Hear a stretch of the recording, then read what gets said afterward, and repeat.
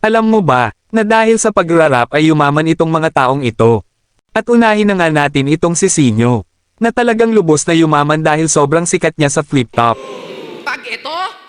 Pag itong topak ko nagtuloy-tuloy, di mo gugustuhin na magiging katuloy. Mapapasabi ka na lang ng, bakit pa ako tumuloy?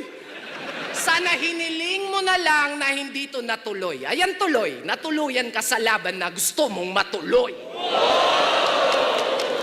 Sa katunayan, siya lang naman ang pinaka-most viewed battle rapper sa buong bansa. At take note, hindi lang siya most viewed sa Pilipinas kundi sa buong mundo talaga. At ngayon ay marami na siyang mga negosyo na talagang maganda din ang takbo. At pag may laban ito sa flip top ay malamang malaki talaga ang talent fee nito. Dati kasi nung si Looney ang #1 most viewed battle rapper ay siya yung may pinakamataas na talent fee.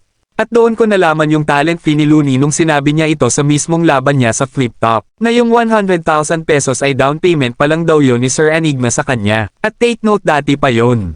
Matagal niya nang sinabi yon. So kung mataas ang talent fee ni Looney noon ay malamang ganun din si Sinyo. Lalo na ngayon na sobrang laki ng lamang ni Sinyo kung usapang views sa YouTube kumpara dito kay Looney. At malamang yung talent fee ni Sinyo ngayon sa flip top ay nasa 500,000 o hanggang 1,000,000 peso. Ngayon panoorin naman natin yung mga highlights niya sa flip top. Kasi shit! Yang grupo mo nga pricing. Yung mga members, mukhang aning. Si Apok, choking. Si Balakid, bonjing.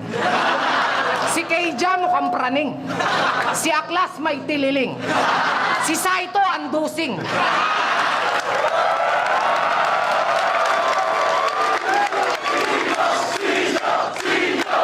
Si Saito, andusing.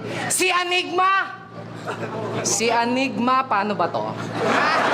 Siyempre, pogi pag si Bossing!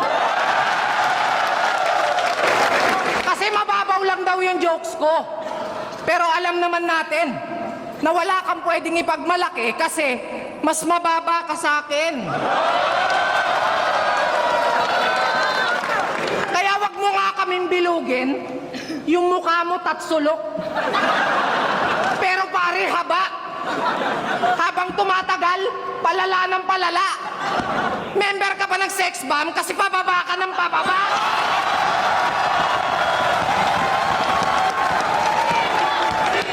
At sunod naman nating pag-usapan ay si Looney, na talagang sumikat at yumaman dahil sa pagrarap. Bilang fan ng battle rap, nakakalungkot lang na hindi na natin siya nakikitang tumungtong pa ng entablado sa flip top o maging sa ibang liga. Dahil kung nagkataon na nagpatuloy si Looney, ay malamang siya pa rin ang #1 most viewed battle rapper hanggang ngayon. Pagtapos niya kasing mag-champion sa Isabuhay tournament ay hindi na ito lumaban pa sa flip top. At huling record nito sa one-on-one na laban, ay meron lang siyang 1 talo at 8 panalo. So lahat ng laban niya sa flip top sa one-on-one ay meron lang siyang 9 battles. Kumpara mo dito kay Sinyo at Sherna na talagang tuloy-tuloy sila. At kung usapang talent fee sa flip top ay malamang same lang sila ni Sinyo na nasa 500,000 hanggang 1,000,000 peso. Kahit hindi na #1 most viewed si Looney, pero tingin ko mas malaki pa rin yung TF niya kesa dito kay Sinyo. Dahil si Sir Enigma ay nagbabase rin kasi kung ano yung talent at skills ng isang battle rapper. Kaya nasabi ko na mas malaki siguro TF ni Looney kesa kay Sinyo. Dahil si Sinyo ay sikat lang sa mundo ng battle rap. Kumpara kay Looney na hindi lang sa battle rap kundi pati rin sa musika ay sikat din. Dahil alam naman natin na hindi lahat ng rapper sa Pinas ay kayang makipagsabayan sa battle rap. Tulad na lang ni King AE, Glock 9 at Flo G, na sobrang husay pagdating sa rap music. Pero pagdating naman sa battle rap ay malamang panis yang mga yan kung maglalaban sila sa flip top o kahit saan pang liga. Ang pinupunto lang natin dito ay kung gaano ka-talented si Looney. Kaya malamang ay mas malaki talaga talent fee ni Looney kesa kay Sinyo. Kamusta, Michael Joe? Happy ah! Balita ko matagal na gusto labanan ito. Dating-dati pa. Kaso lang mismatch. Parang rabbit na dinagit ng haring agila. Pambatang matematika, laban sa college algebra. Tsaka alam mo ba, na kaya nila ako napapayag na i-battle ka on camera kasi sabi ni Cameron may cancer ka.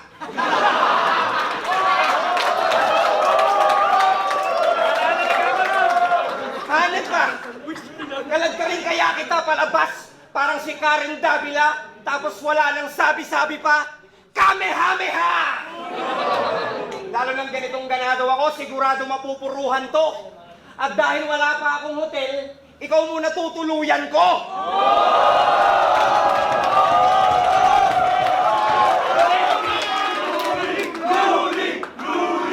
Pero di ko na kailangan magsaliksik ng lahat ng yon dahil marami kang kaibigan traidor. Kevin De La Cruz, pwede bang humingi ng pabor? Sige na, tol. Sa susunod na malalasing ka, huwag ka naman sanang wiwi galore. Kung saan-saan na lang eh. Sa ceiling, sa floor, sa gilid, ng door, sa ventilador. Kung may liga sa pag-jingle, ikaw ang leading sa score. Ihi pa more!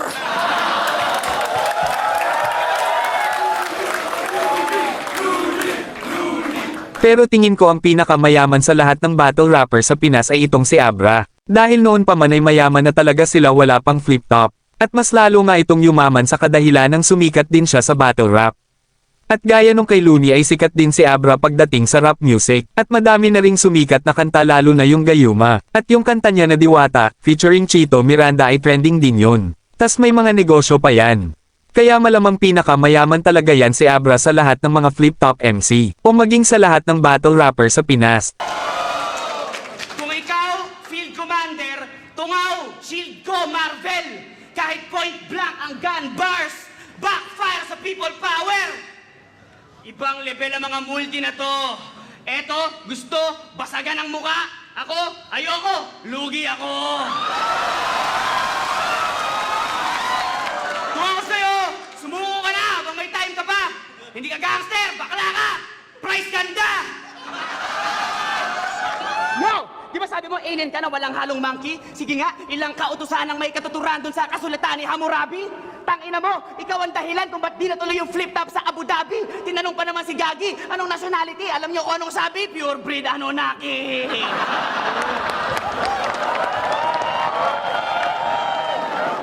Feeling top tier na siya. Top dog ka ba? Tong specimen ng petty men. 16 million views na ang bagneto sa liga. Damn! Ako times 10. 160M.